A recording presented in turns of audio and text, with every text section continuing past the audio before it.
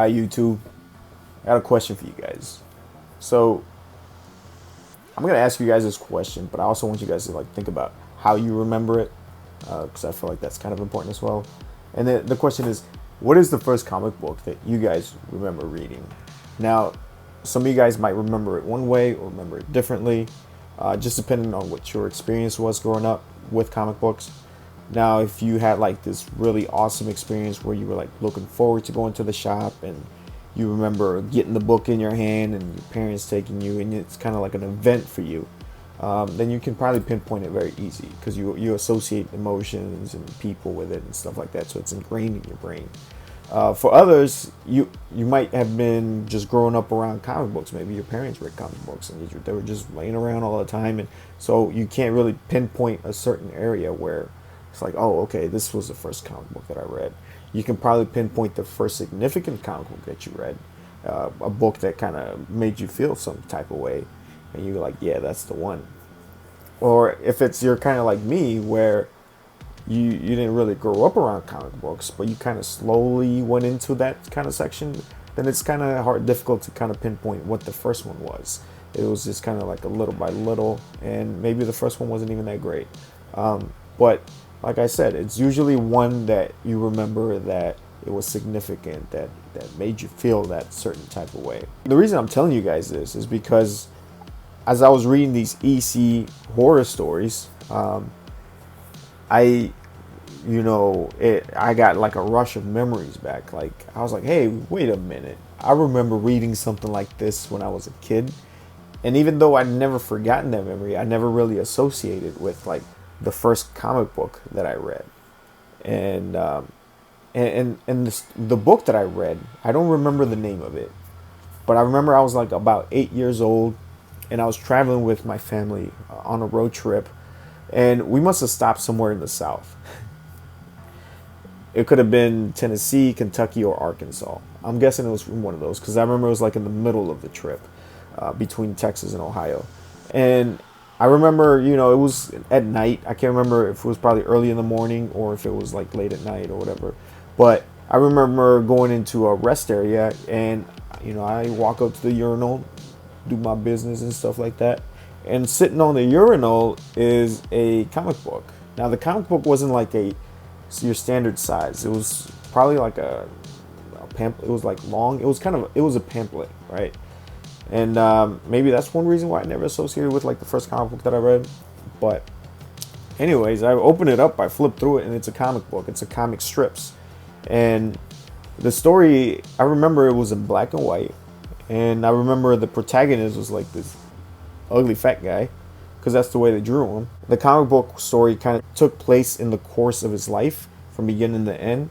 And you kind of see him just kind of indulging in pleasures and stuff like that. And then you had people warning him and telling him he needed to repent and all that stuff. And he was kind of very cynical and very callous about the whole thing, until you reach, I think, towards the end of the story, an accident happens to him, and then he dies, and then he ends up going to hell, and then he ends up getting tortured, and by then it was too late for him to repent, and then there was a drawing of the devil and stuff like that. So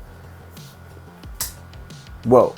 So imagine reading some shit like that in the middle of the night at a rest area as an 8-year-old. You're like, oh shit, it's it really impacted. It was kind of impacted me because at the time I wasn't a comic book kid. I was more of a Animorphs and Goosebumps and Alfred Hitchcock or whatever, detective stories of Jupiter Jones and stuff like that. That was my stuff. So I remember this was probably the first time that I remember reading a comic style book and stuff. So and it really left me an impact. I think it's really ironic that the first horror stories were actually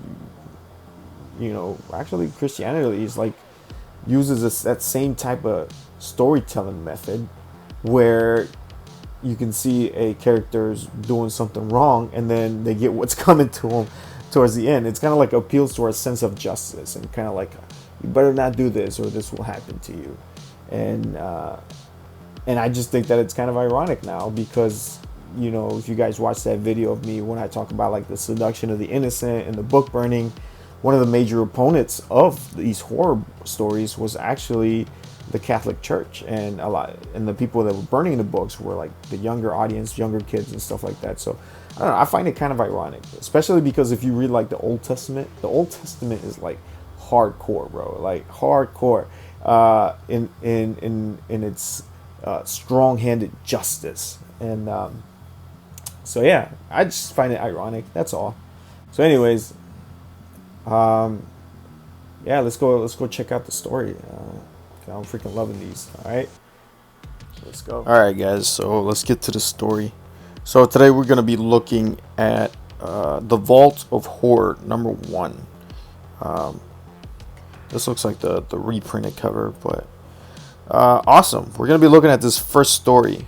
There's William Gaines, 1922 to 1992. He was the creator of EC Horrors. So the first one we're going to be looking at is called The Portrait of Wax. All right. The art is by Johnny Craig. I believe a lot of these stories were written like in conjunction of Bill Gaines and Al Feinstein. I believe that's how you pronounce his name. But hold on, let me fix this camera. All right. So this story is about an artist and a guy that's not such a good artist, right? So you got these two guys, right? You got Robert. Robert saying is a studious, he was an artistic genius, but he also had no desire to be famous. Like he just wanted to create art for the sake of art, right? Which is kind of a rare. I think it's kind of a rare. Everybody kind of wants to cash in on it, which is nothing wrong with that. But this guy didn't want to. He just wanted to create art and he just wanted to be happy. On the other hand, you got Henry, right? This Rico Suave looking dude over here, right? And he was jealous of Robert, and he was also ambitious, and he kind of resented Robert because he's so talented and he's like letting all that talent go to waste. He's like, what a waste. So he's like, what if I just sold one, right? So then he goes to some art buyer's house right here, and he sells it, and then the other guy's like, I'll offer you more if you bring me another one. So Henry goes back to see if he can steal more of Robert's, etchings and his arts and stuff like that. And he has a plan that he's going to be taking Robert's art and selling it as his own. So he was pretty much being a fraud. Time lapse here in these EC books is very quick, right? Because they're short stories, so they get through them very quick. So the time lapse here is that Henry sold a lot of his stuff, and then one day Robert caught on to him, and Robert confronted him. It's like, hey, you trying to sell my stuff as yours? And then Henry's like, what are you talking about? How did you find out? So he found out, and there was kind of a discussion, and where Robert, he's like, he's gonna go talk to the police. He's gonna let them know that you're a fraud, and whatever like that. And then Henry's like, you're gonna ruin me, don't do that. And then he attacks him. He kind of just splatters him with like what we thought was acid. So it appears that Henry at least looks like he's dead right here. That's the way it appears to us, or Robert. And it looks like, check out what Henry does. So Henry, not wanting to get caught and wanting to continue his little art scam, he throws good old Robert into a vat of acid. I don't know where this acid came from. I'm not sure if it was used in like art warehouses or illustration or printing warehouses. I don't know. There just seems to be this big giant tub of acid just laying around, and he decides to just dump them in there. And he's like, all right, it's the perfect crime, right? Down in Mexico, I think the narcos call it a pozole. He made pozole out of Robert, and so he moved to London. But I think this also shows like how short-sighted he is, because eventually, like, Robert's dead now, so there is no more creating any more art. Once he sells all the artwork, it's over, it's done, right? But I don't think he was thinking until he, like, one day there came a shocking realization. He's like, I only have a few Roberts left. Like, he was so short-sighted. So he's like, he knows he's not talented like Robert, so he's gonna have to figure out something else to do, right? And then it was several days, he received a mysterious letter, right?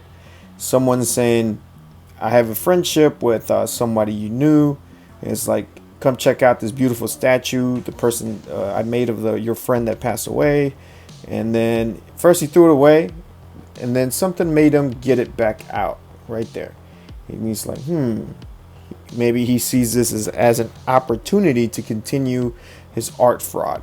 So he goes to meet this guy, right? And he goes to see the statue. And then he looks at the statue and he's like, wow, that statue looks real good. Very realistic. And he can already hear the ka-ching signs. You can see him scheming and planning and stuff. And he says, I found another genius. I can capitalize him just the same way I did with Robert. Stupid public. They'll pay a great deal to see such statues of famous people. But there's a one catch, though, with these statues, is that the artist only does statues of people who have recently died. All right? So he kind of strikes his deal with this new person, mysterious guy named Jules. And he's like, I want to open up a museum with your wax statues of famous people if you're interested. I could pay you well. And it says that I will be allowed to work. And then he's like, I want to be allowed to be work without any interruptions. He says, I only want to make statues only of famous people who have died.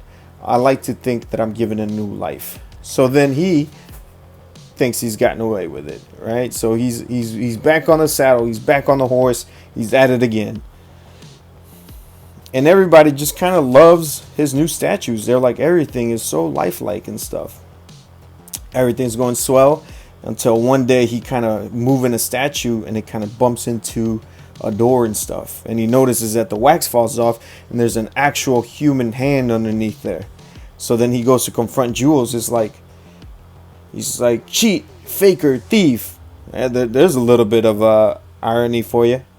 It's like, I know you only want to make statues of dead people so you could steal their bodies and coat them with wax. They're like, that's why they look so good, because they're actually dead people. All right. And then he punches him in the face, and then his wax face falls off to his shock. And then beneath him, he's like, I'm not pretty to look at, am I, Henry? Acid destroys a man's face so completely. Yes, Henry, don't you remember me? Robert, no! Keep away! Dies of a heart attack. Right? And then there's a statue of him.